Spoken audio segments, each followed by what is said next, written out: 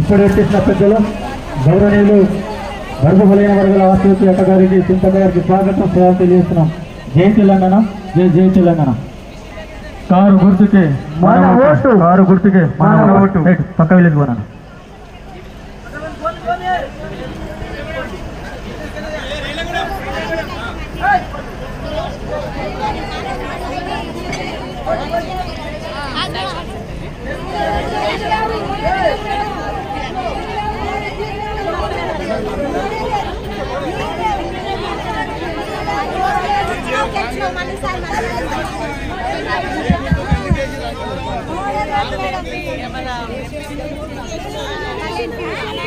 జై తెలంగాణ, జై తెలంగాణ.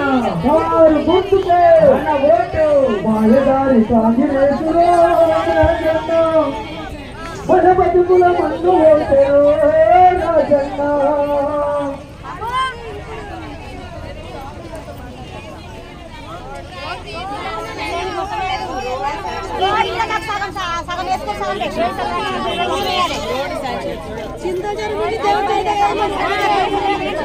స్కూల్ పిల్లలకు బాగా ఉంది మేడం.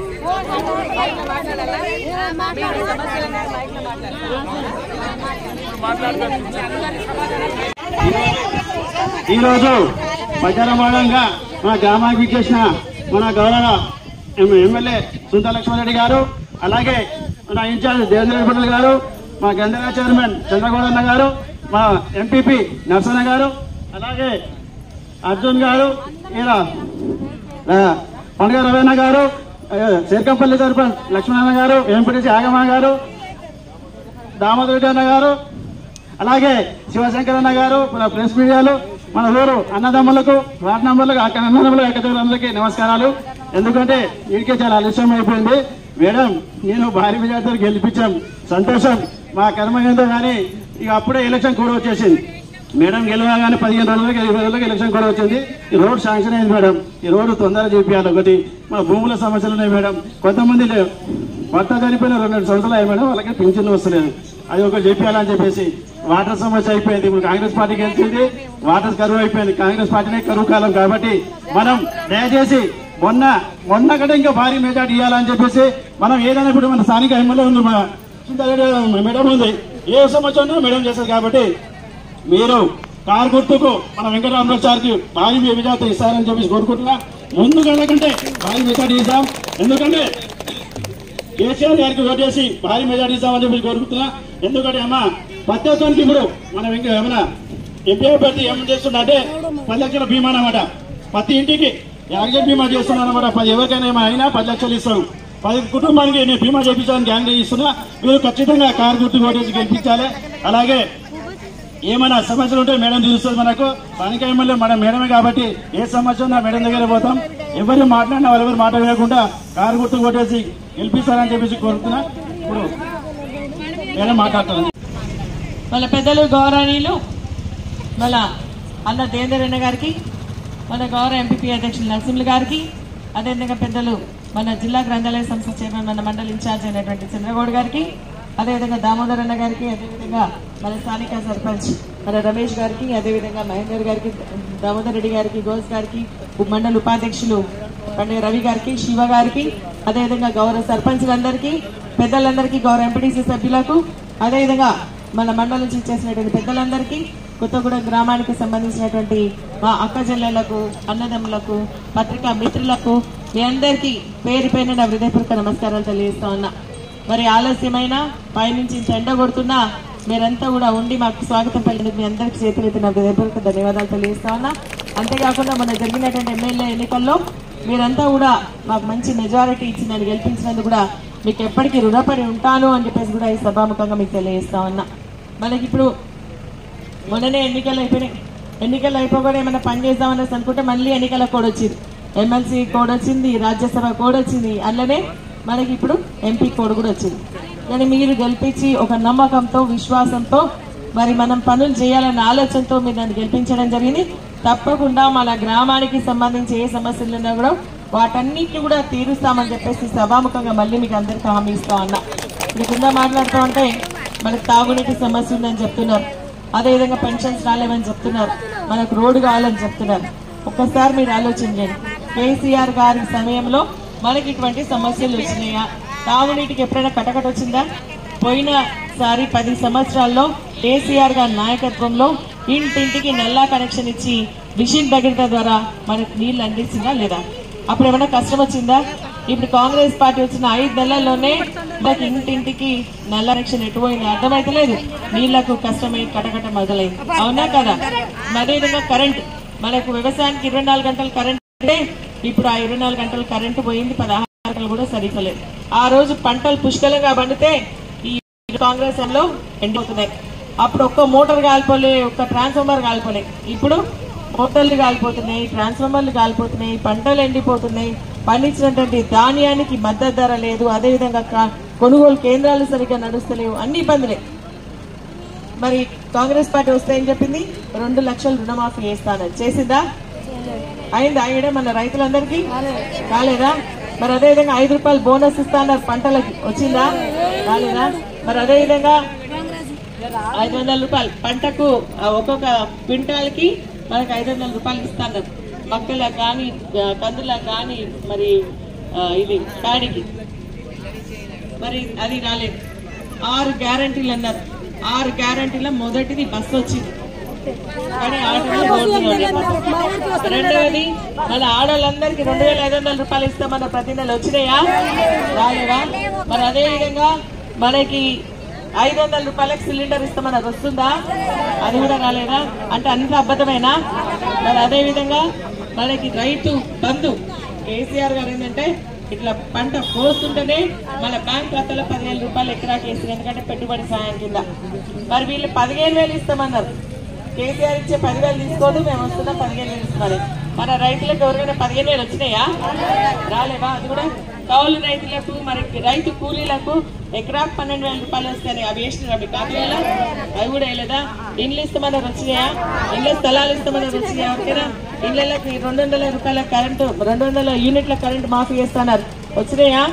అందరికి వచ్చిందా? కూడా కేసీఆర్ గారు 200 ఉన్న పెన్షన్ ని 2,000 చేసింది, అవునా? వీళ్ళు 2,000 చేసిన పెన్షన్ ని 4,000 చేస్తామన్నారు. మరి ఇక్కడ పెన్షన్లు వచ్చినాయా? 4,000. ఒక నెల పెన్షన్ ఎగ్గొట్టింది కూడా, అవునా? కేసీఆర్ గారు ఏమన్నారు? ఈ 2,000 పెన్షన్ ని 5 సంవత్సరాల్లో 6,000 చేస్తాన్నారు. కానీ మనకు నమ్మలేకుండా కాంగ్రెస్ పార్టీ ఓటేస్తున్నాం. కాంగ్రెస్ పార్టీ అధికారంలోకి వచ్చి చెప్పిన హామీలు ఒక్కటి కూడా నెరవేర్చలేదు. 6వది మన పిల్లలు చదువుకునే పిల్లలకి పీజీ చేసేవారికి, ఇంటర్ డిగ్రీ కాలేజ్ చదువుకునే వాళ్ళకి 5 లక్షల రూపాయల కార్డు ఇస్తామన్నారు.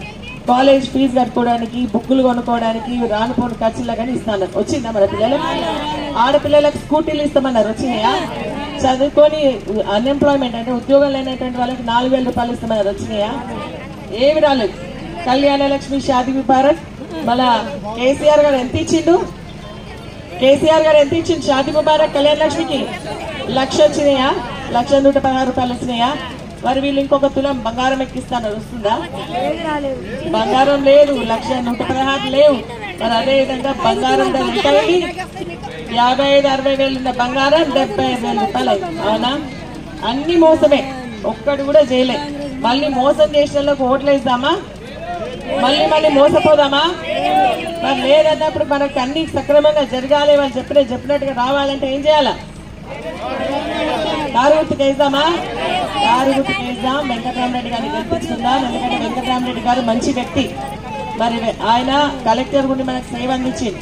ఇప్పుడు ఆయనకి కొంచెం దేవుడి దేవల ఆస్తుంది.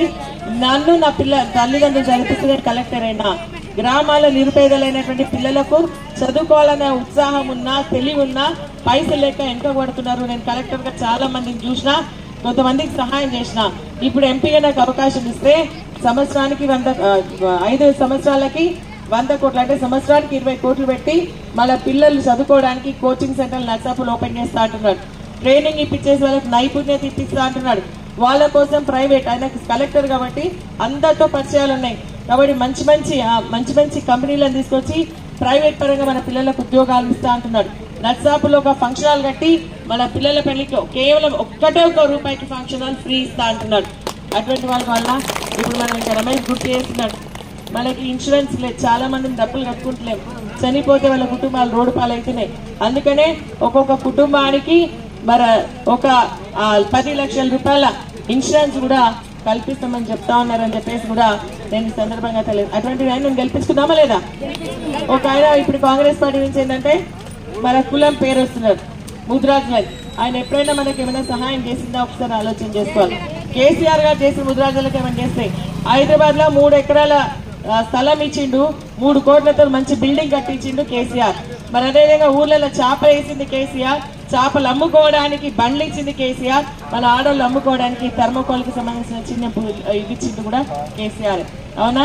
మనకు దళిత బంధు గొర్రెలు వచ్చినాయి, అవి అన్ని రకాలుగా మనకు మంచి చేసింది కేసీఆర్ సార్. ఇప్పుడు బీజేపీ కూడా ఇంటింటికి మనకు క్యాలెండర్లు పంచిందా?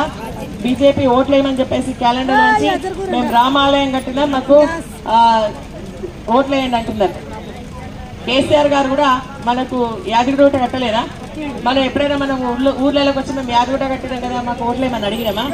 కాదు కదా. దేవుని రాజకీయానికి వాడుకోదు, కానీ బీజేపీ మతతత్వ పార్టీ కాబట్టి రాజకీయంగా అది వాడుకుంటుంది. మరి అదేవిధంగా మనకి పప్పు, ఉప్పు, గ్యాస్ ధర, పెట్రోల్ ధరలు అన్ని పెంచింది బీజేపీ ప్రభుత్వం, బంగారం ధర పెంచింది బీజేపీ ప్రభుత్వం. మనకు రైతులకు ఇప్పుడు పంట ధాన్యం అనుకుంటున్నాం కదా, అది మన ఊర్లో పంటలు పెడుతున్నాం. కానీ ఇప్పుడు వాళ్ళు చేసే చట్టం ఎట్లుందంటే కేంద్ర ప్రభుత్వం చట్టం చేస్తుంది, రైతు వ్యతిరేక చట్టం. ఎవరో ఒకరు వచ్చి పెద్ద కంపెనీ వాళ్ళు వచ్చి మన వరి ధాన్యం కానీ ఏం కానీ కొనుక్కుంటారు. వాళ్ళు 1000కి ఇవ్వమంటే 1000కి ఇవ్వాలి, 200కి ఇవ్వమంటే 200కి ఇచ్చేటువంటి పరిస్థితి వస్తుంది. కాబట్టి బీజేపీకి వేసినా కాంగ్రెస్కి వేసినా కూడా మనకు మోసమే జరుగుతుంది. మళ్ళీ మనని వాళ్ళు దెబ్బతీసేటువంటి ప్రయత్నం చేస్తున్నారు. కాబట్టి మీరందరూ గుర్తుపెట్టుకొని మన వెంకటరామరెడ్డి గారు కారు గుర్తుకేయండి. కేసీఆర్ గారి నాయకత్వంలో మనం హాయిగా ఉన్నాం. ఏరియాలో ఉన్నాయి కూడా కలెక్టర్ మీ సేవలో దరఖాస్తు చేసుకుంటే అది కలెక్టర్ దగ్గరకు వస్తుంది. ఆ కలెక్టర్ గారు కూడా మాట్లాడి ప్రొహిబిటెడ్ ఏరియా నుంచి మీ భూములన్నీ తీసి మీరు రిజిస్ట్రేషన్ అయ్యేటట్టుగా చేస్తామని చెప్పేసి కూడా మీ అందరికీ తెలుసు. సభానికి పైన పెద్దలు, కింద ఉన్నటువంటి పెద్దలందరూ కూడా మీతో పాటు ఉంటాం, మీ కష్టసుఖాలు పాలు పంచుకుంటాం. ఏ సమస్య వచ్చినా అందుబాటులో ఉండేది మేము. నీలం అది ఎక్కడో ఉంటాడు, అవునా? మరి అదేవిధంగా మన రఘునందన్ ఎక్కడో ఉంటాడు, కానీ మేమైతే ఇక్కడనే ఉంటాం కదా.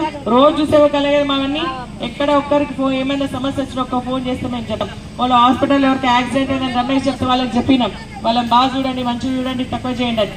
అట్లా మేమే ఉంటే ఏదైనా సమస్య పరిష్కరిస్తారు తప్ప బయట వాళ్ళకి ఏమైనా ఫోన్ చేస్తే మీకు ఎత్తుతారా, మీకు అందుబాటులో ఉంటారా?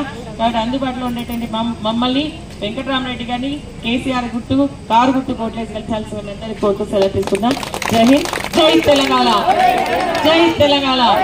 కారు గుర్తుకే, కారు గుర్తుకే కేసీఆర్ గారి నాయకత్వం, కేసీఆర్ గారి నాయకత్వం. జై హింద్.